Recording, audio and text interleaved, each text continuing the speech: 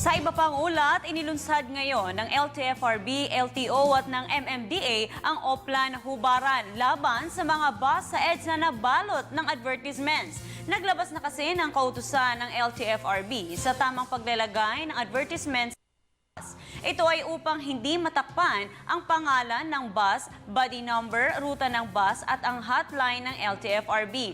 Kanina, tinanggal na rin ng LTFRB ang plaka ng mga bus na hindi sumusunod sa nasabing kautusan. Narito ang report ni Jackie Sai. Pinaigting ng LTFRB, LTO, DOTC at MMDA ang Oplan Hubaran o Memorandum Circular Order 2013-005. Kaugnay ang mga advertisement stickers na nakalagay sa mga bus na halos matabunan na ang kabuuan nito dahil labag ito sa batas na promoprotekta sa kaligtasan ng publiko. Noong 2009 pa unang nasimula ng batas na ito at nireporma ngayong ika-15 ng Setyembre sa kabila ng 10 araw na palugit na ibinigay ng mga ahensya sa public buses. Marami pa rin ang lumabag dito. Umaabot na sa mahigit 50 ang nahuli ngayong umaga pa lamang kung saan tinakita ng mga nahuling bus drivers at tinanggalan ng mga plaka. Hindi naman sinabi sa amin na bawal yun yung paglagay niyan Kung pwedeng makikiusap mo na kami na pagbigyan mo na ngayon, okay. Mamaya pag-aray namin, ipatampid na namin yan. At ito naman ang pasahero ng bus. Talagang abala. Kung malilit ako, may bawas yan sa oras. Sana po, pag ganitong oras sana, ng mga hindi na nila hulihin muna.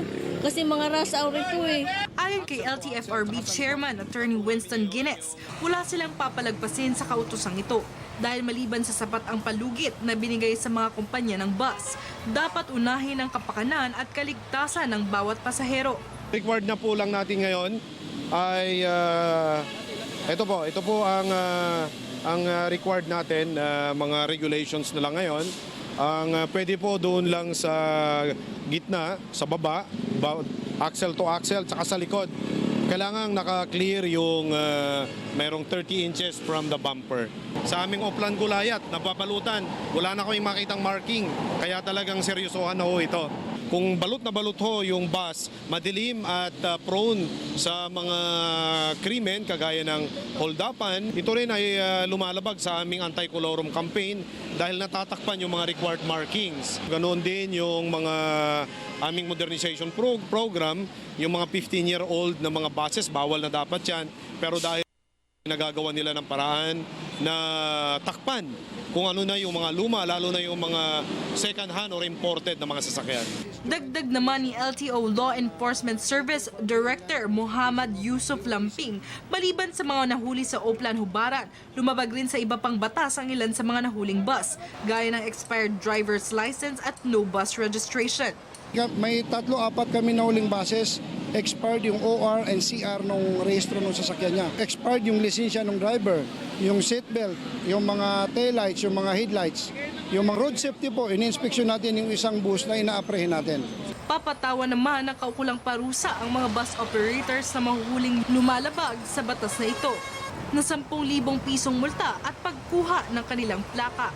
Hindi naman kami umagis na doon. Kung nabigla lang kami, kung ang amin naman, kung pipili makiusap mo na kami ngayon, okay, mamaya pagbalik namin ng garahe, ipa-alis namin yan. Pwede po kasi kami pagbigyan. Natikita na po kayo, sabihin nyo sa operator ninyo, magbabayad ng 10,000 ang penalty. Kami po ay umingi ng paumanhin, pasensya sa publiko na kasi malaking abala pag pinara yung isang bus na para po ito sa kaligtasan ng lahat.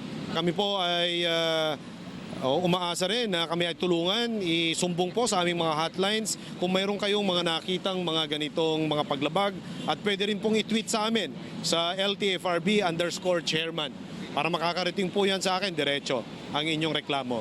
Para sa Telebisyon ng Bayan, Jackie Sai.